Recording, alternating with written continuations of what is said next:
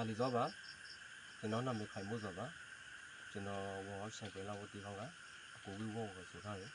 စိတ်တစားညစ်ဆိုပြီးဒီခေါင်းနဲ့ပါဝါဆိုင်ပဲလာပို့ခိုင်းပါတယ်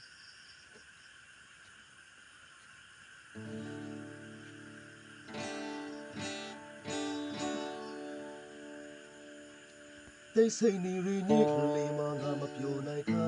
အဆုံးဖက်ပြေလာစီချောအီမရာနီရင်းနဲ့ဒီပိုင်အိမ်မတိုင်မှာမူလီလာလို့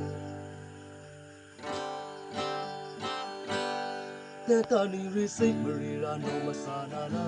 အရှိုက်ပြီးသူဘဝမှာလေမောကမကရိုနာလို့လောမခံစားရဆိုစပိုင်နေရဖို့ခဲနိုင်တယ်မရှိကိုလိုတီမစိတ်တစားညေစိတ်တစားညေစိတ်တစားညေအိမ်မှာ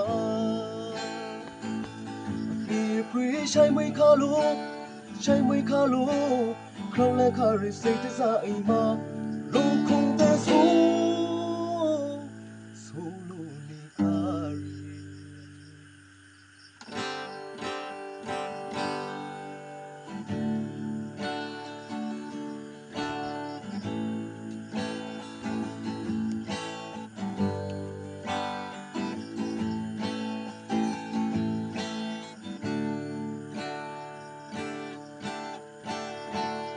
ဒီစိတ်နေရင်းနဲ့အလေးမငါမပြောနိုင်ခါအဆုံးသက်ပြေလာစီရှောအီမရာနီရင်းနဲ့ဒီပိုင်အိမ်မတိုင်မှာ